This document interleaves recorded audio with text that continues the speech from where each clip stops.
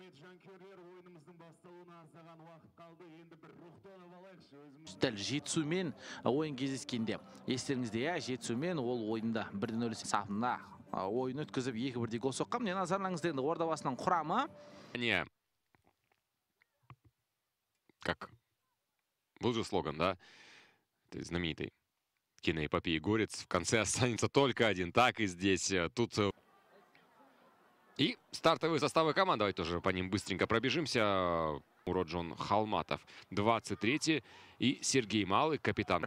Василий Совпель және 77-ші Хуршитбек Мухто. Самат Жарымбетов 5-ші минутта есепті еселеген. Ал Тұран 25-ші минутта Яковлевичтің голымен жауап қайтса, және 40-ші минутта Мұқашев көріп өтмізде. 14-ші минутта Айбаланға асырылған пас бұрыштамадан кейін Севичтің және мүмкіндік соққыда бағытталды.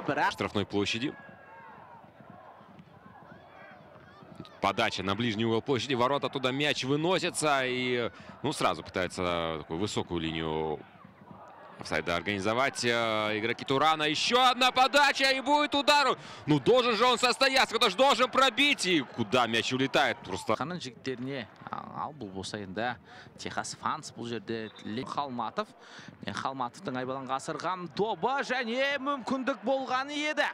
Кіміз келеді, сол үшін де бұл ойында тамашалауымызға да болады. Өте керемет, қызықты ойын бұл. Қайтадан Халматов топпен Айбаланға асырылған пас 2-1 ойыншы үлгеруге жақын болған Античтің. Задумался. Но у нас не что, где когда тут минутное размышление. Нет у него в распоряжении. А там что? Да, зачем? Первого тайма, да? Удары! Шайза, да! Потащил, здорово! Тут Юденков настаивает на том, что ушел с линии голкипер Ордабасы. Ничего не хочет слушать. Что там было? Да нет, вроде одна нога на линии.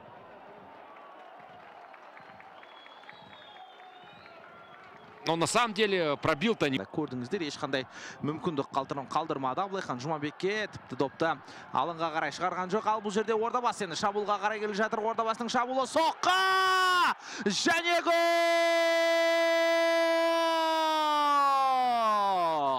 Ойынның 44 минутында Ордабасы есепті ашты. Эвертон! Бұл голдың авторы және де бізде бұған дейін айтқан едік. Дәл осы 9 нөмірдегі Эвертон Маседоның бір қызығы бірінші таймның соңында 45+2 минутта Жетісу қақпасына соққан. Ал енді Эвертон 43 минутта көрдіңіздер. Қалай допты қабылдады, әп-әдемі алтылыққа. Енді футболды бұрыннан көріп жүрген жандар болса, Тьерри Анридің дәл осы бір стилінде десек те болады.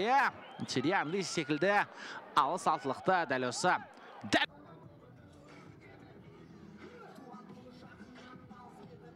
Астанов 23 Халматов және 25 нөмірдегі команда капитаны Сергей Малый. Тағда естеріңізге сала кетейік. Ордабасының бас бапкері Андрей Мартин, ал бұл ойынның комментаторлары әріптесім Тимур Сүлейменов және мен Әлімжан Тасболатұлы. Алыстан бағытталған соққа! Зикрилос. Их было очень классный удар. Егор Хаткевич. Антич подает. Не стал фиксировать мяч Хаткевич. От греха подальше, кулаками за пределы штрафной площади. Тут на добивании кто будет? И снова завар. Астанов тут еще катит поперек поля. Халматов. Напрашивается передача на Астанова. Ответная. И еще один навес. Даже... Сергей үшін бұндай доптар еш қиындық тудырмайды. Оңға асырылған пас және Тұранның шабуылы Бекхан Шайзада. Өз орнында Бехрузбек Асқаров топ қаталас кесін ойын тәртібін бұзып жүргенде. Сарғағаз екен. Имнадзема жоқ. Зикрил. За игрой с первого ряда наблюдает. Тут Шайзада подсказал.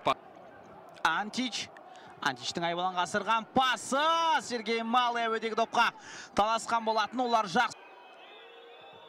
Приятная нумерология. Подача! Антич! Устименко қайтарған жоқ. Георгий Заря қақпа бағанасына допты тигізіп алған екен.